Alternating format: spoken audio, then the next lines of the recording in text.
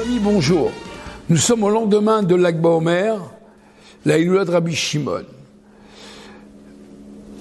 Il est intéressant de voir, et nous sommes ce Shabbat, Parashat Bechokotai, qui est en liaison avec Rabbi Shimon Bar Yochai. Cette paracha, comme vous le savez, est une paracha et composée malheureusement de malédictions. Akadosh Baruch Hu dit au peuple juif, Im Bechokotai telechu, vet mitzvotai tishmeru. Si vous respectez mes règles, mes principes, vous recevrez tant et tant et tant, tant de choses.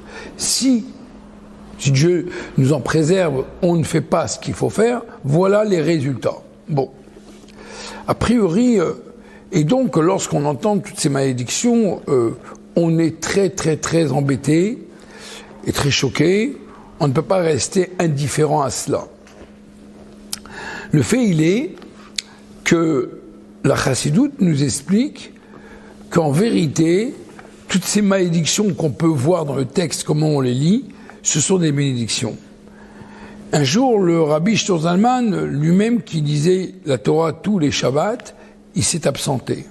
Son fils, le fameux Shabbat où on entendit les malédictions, il est tombé dans les pommes. On lui a dit, mais je comprends pas pourquoi tu es tombé dans les pommes. Chaque année, tu entends les malédictions. Il dit, oui, mais quand je les entends de mon père. Et quand mon père, il les dit, j'entends les bénédictions. Qu'est-ce que cela veut dire?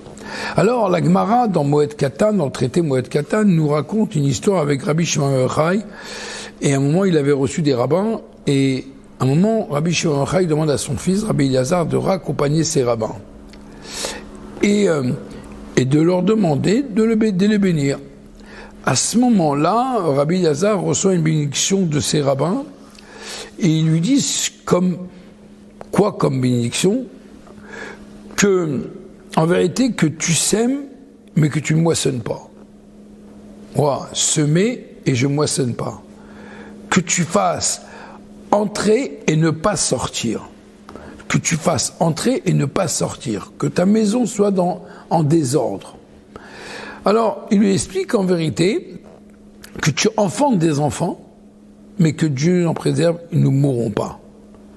C'est-à-dire que tu sèmes, mais que Dieu ne moissonne pas, tu amènes des enfants, et que Dieu nous en préserve, ils ne mourront pas. Entrer et ne pas faire sortir, que tu fasses rentrer des belles filles, et que Dieu nous en préserve, eh bien tes fils ne mourront pas. De manière qu'après, finalement, les belles filles devront rentrer chez elles. Donc en vérité, c'est un terme, que ta maison soit en désordre, c'est-à-dire que tu aies beaucoup de petits-enfants à la maison qui mettent un peu le désordre, le balagan, mais c'est positif. À la manière comment on l'entend, c'est négatif. Il y a beaucoup de gens qui aiment pas recevoir, ils aiment recevoir leurs petits-enfants, mais surtout pas, il faut pas déplacer. Attention, on a du parquet au sol, attention, on a du beau carrelage, attention, on a des mobiliers exceptionnels qui viennent un peu de toute l'Europe. Alors c'est bien de recevoir les petits-enfants, mais à quel prix? On n'a pas envie que le biberon il tombe par terre et que ça salit le tapis, etc., le fauteuil, et j'en passe. La Torah te dit, écoute, que ta maison soit en désordre, que ta maison soit remplie de plein de petits-enfants.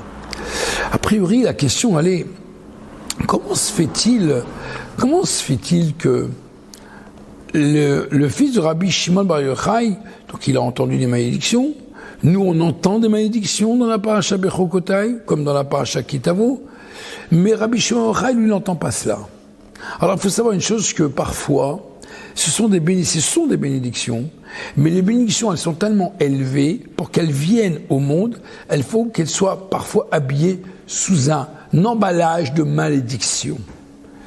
D'accord? C'est-à-dire que le monde, il est tellement parfois obscur, il y a tellement de mal dans le monde, pour que le bien il puisse agir et venir direct à notre intérêt, eh bien, il vient, entre guillemets, comme un commando, il vient déguisé. Mais en vérité, il vient nous sauver. C'est ce que souvent, eh bien, quand on veut parfois être un peu intelligent, on le veut faire passer un message, et comme Esav avec Jacob avec Esav. Il a mis les habits de Esav, d'accord? Donc parfois, il faut savoir faire passer un message, comme les bénédictions tellement élevées, mais le monde est tellement négatif, qui peuvent nous empêcher à faire venir les bénédictions, eh bien, ils s'habillent, entre guillemets, sous une forme négative. Mais en vérité, elles sont positives. Et c'est pour cela que Rabbi Shimon Bar Yochai, il avait un niveau tellement élevé que lui, il comprend immédiatement les choses. Mais pas tout le monde peut comprendre cela.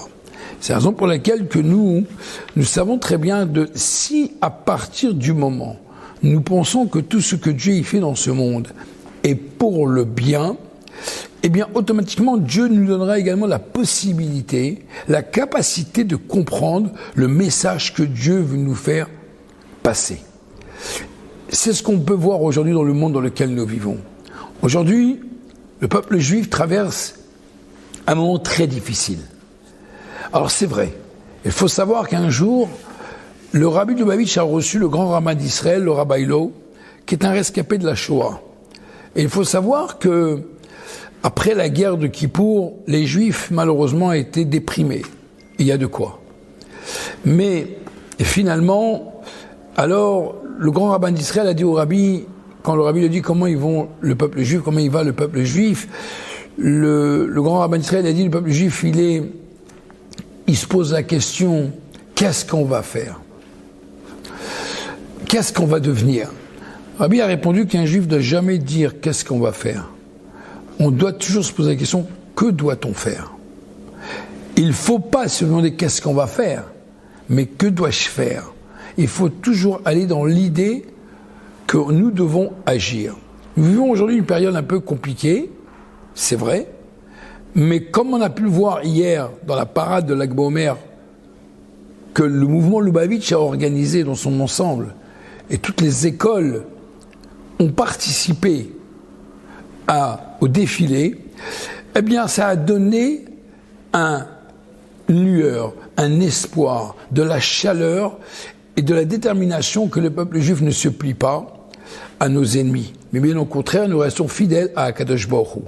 Face à l'obscurité, nous apportons de la lumière. La réponse à nos ennemis, nos armes à nous, ce sont les versets de la Torah. Nos armes à nous sont nos enfants que nous éduquons. Nos armes à nous, c'est comprendre le message que Dieu veut nous lancer dans ce monde, dans cette période. C'est au contraire se renforcer dans l'étude de la Torah, se renforcer dans les mitzvot. C'est qu'un juif, il sort avec sa kippa, il sort avec les tzitzit, avec la tête haute, avec une détermination, et ne pas se cacher parce qu'en pensant qu'en se cachant, finalement, on sera mieux protégé. Bien au contraire. L'histoire nous a montré l'inverse. On est dans une période, nous sommes dans un pays, Dieu merci, libre de notre foi, notre judaïsme, et je peux vous dire que finalement, ça a donné plus du courage, de l'enthousiasme à toute la communauté juive de Paris et sa région, parce que finalement, ça nous a donné, comme on peut dire, une simcha, une très grande joie. C'est ce qu'on a besoin aujourd'hui.